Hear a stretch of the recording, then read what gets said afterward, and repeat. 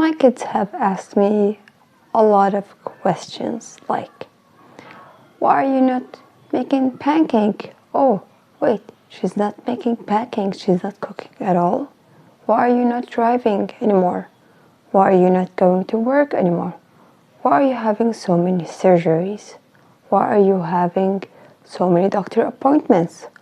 Why are you having another surgery? You told us last time it was the last time.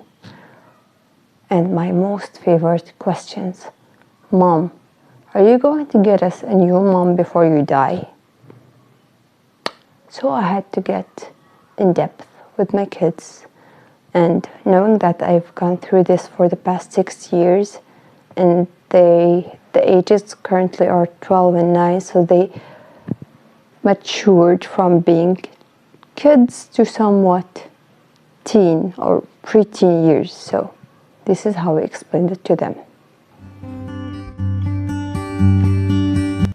Welcome back, YouTube. So as a single parent having multiple disabilities, I've been asked a lot of questions from my kids, and I had to explain my current situation, knowing that my kids have seen me go through a very tough stage from being independent, completely driving my own car, driving them to their schools, etc., school activities, all of that, and then I'm not doing anything anymore, and all that I'm doing is doctors, hospitals, surgeries, therapies, etc.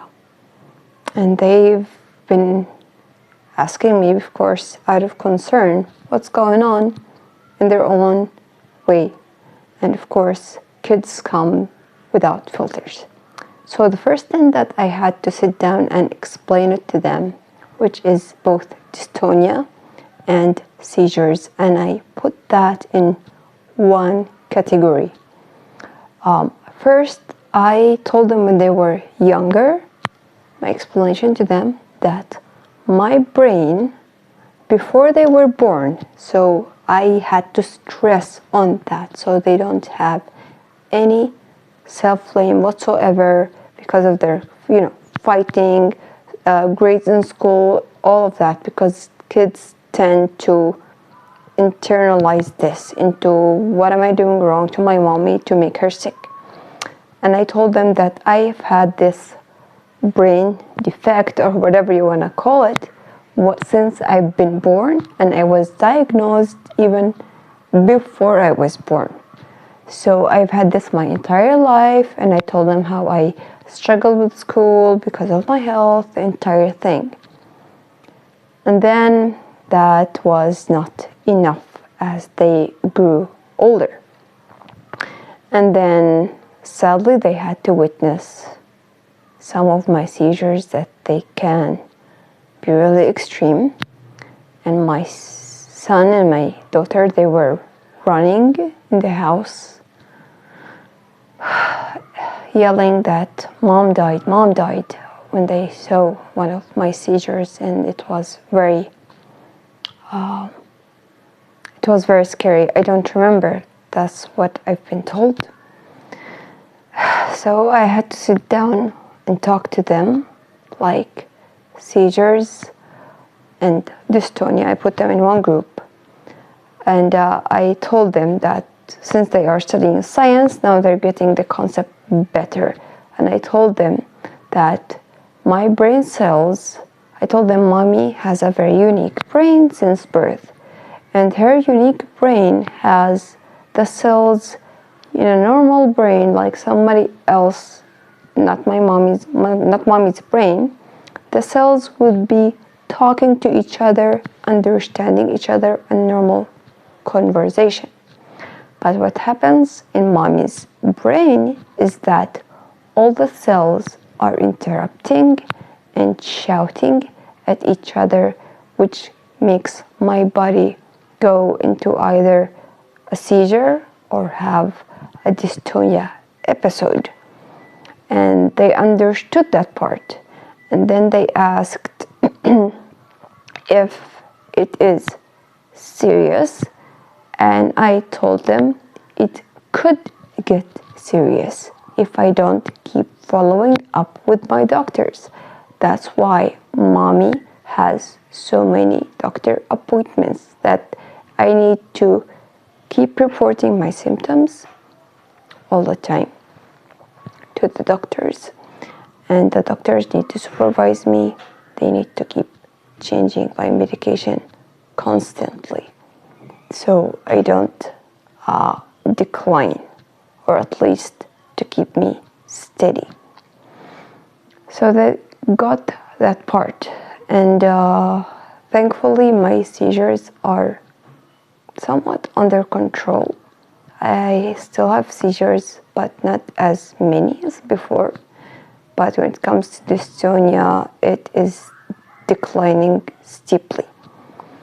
And then I had to explain the hydrocephalus, which is totally different from what I explained dystonia and seizures to them, because it includes a lot of surgeries and a lot of hospital stays.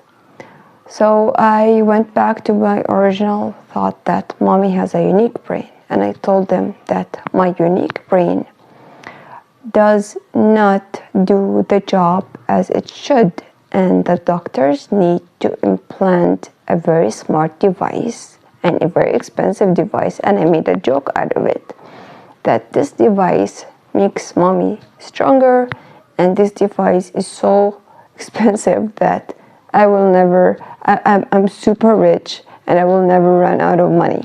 So they were laughing at this notion. I was like, I have a device that's worth a lot of thousands of dollars inside of me, so we'll never running out of cash. So they laughed at that notion. So when I had to explain to them, I actually made them touch the device, and because they've seen the incisions on my head, on my neck, they've seen the tube, they've seen the incisions on my abdomen, I made them touch the device and the reservoir, and I showed them how it looks like without being implanted. Like, I showed them pictures from Google, and I told them that this device, mommy needs it to stay in a good shape. And I told them this device is just like your phone.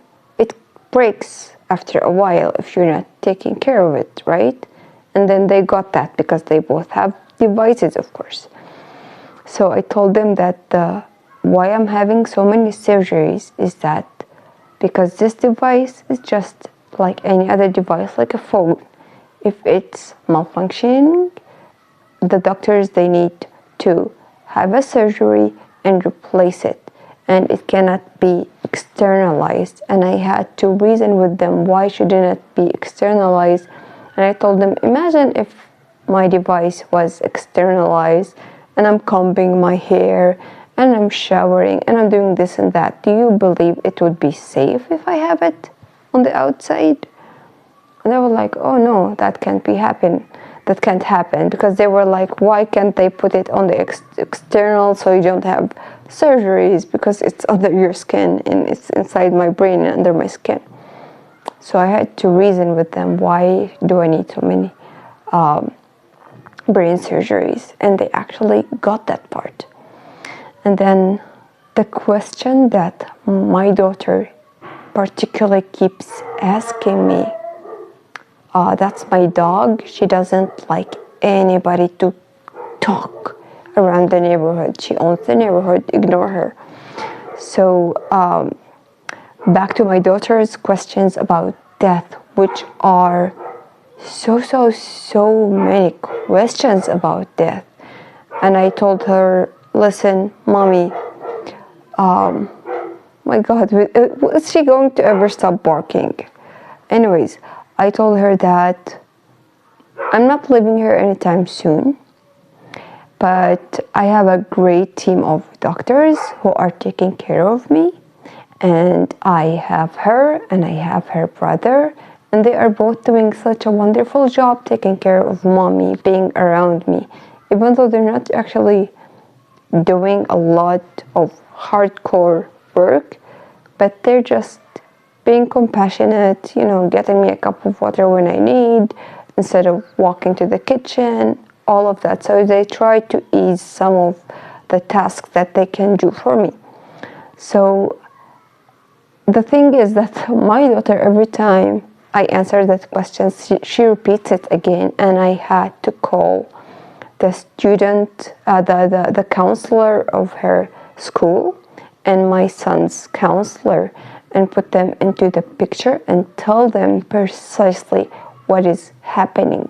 So it's not just me explaining, it's also the counselors of both of their schools. They have like a single one-on-one meetings weekly where they sit down and talk about what bothers them, what's going on in their school, all of that. So it's somewhat like a teamwork, you can say, because I've explained on my behalf in a very simple way, in a way that they can understand. But when I talk to the counselors, even though I don't really owe them that much information, I had to go in depth about what's going on, because my kids spend 8 hours in school, 7 hours, that's a lot of time, and I need supervision. And I've had times, my God, and I've had times where I would be going to an appointment and I would end up being hospitalized. So I had to confirm with my kids that when I'm going to an appointment, like this is an appointment, and like let's say the speech therapy or the occupational therapy or the physical therapy, etc. And I tell them those are not appointments that would hospitalize me. However, when I'm going to other appointments, let's say neurosurgeon, my neurologist, or you know, my hepatologist, those appointments sometimes they tend to get from an appointment, and then I would be sent to the ER, and I might be spending more time, so when they get home they will not find me. And that for a child is scary, knowing that their mom is sick. So I had to confirm and stress on that fact that those days I do not control, but I also have my phone with me, and I video chat with them when I'm in the hospital, and I cover the IV or whatever that will cause them distress. And I would sit in a place that is somewhat child friendly. And my daughter, especially because she likes drawing, she draws a lot, and I put them on pens on the board on the hospital, and I would be sitting and making the video phone call with them, with the drawings behind me, so they don't feel like this is such a horrible place for mommy to be in. And I tell them that the care that I'm getting in the hospital, I cannot get at home. That's why I need to be hospitalized, and they need to be patient. So this is how I explained it to them, and they got the idea, and they're really smart. However, I'm struggling with seizures and dystonia storms, as it's more accurate to describe it as dystonia storms than dystonia episode, because as you've seen in previous videos, it can be really difficult. I'm struggling with this because I don't want them to pick it as a bad habit, because sometimes they think that I'm doing this on purpose, even though I've really stressed on the fact that this is coming from my brain. My brain cells are yelling at each other, they are having a very big miscommunication, and my medication is the third party who's calming the cells that are having a fight. So this is how I told them about it, and I really don't know what else I can add to this to make them understand that this is not something that I'm doing on purpose, especially seizures and first aid, witnessing a seizure. Actually, I would really love if the audience, the wonderful audience, would suggest some advice for me on what do I do to them, or what do I say after a seizure if they witness one, and if it's wise to teach them first aid. Some of my friends actually suggested that I should teach them first aid, but I believe that is extremely tough for children to understand and to grab, knowing that my seizures can be really tough. So I hope you will be able to answer this question for me in the comments below. How do I respond to my kids' questions or fears after a seizure, even though they already have the knowledge that this is not going to kill me, but it might be harmful, and I need to stay away from sharp objects, etc. of that. So with that, I'll leave you, and I will be linking a video for you to watch about seizures and with all the process that I went through regarding the diagnosis and all of that, to watch later. So I'll see you soon. Thank you for reaching this part, even though my voice is struggling and is strained. Thank you very much. Goodbye.